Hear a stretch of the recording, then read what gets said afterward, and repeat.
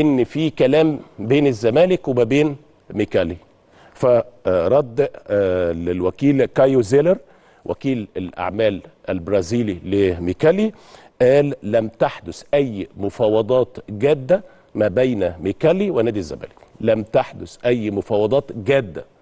جاده يعني ايه؟ يعني ناس من مجلس الاداره قعدوا مع الراجل في حضور وكيله واتكلموا. قال ده ما حصلش.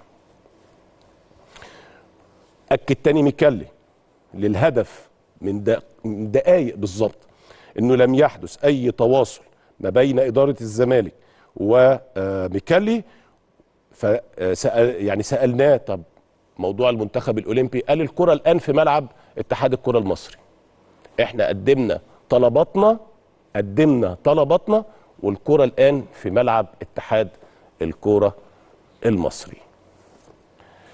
على فكره عنده عروض، عنده المنتخب الاولمبي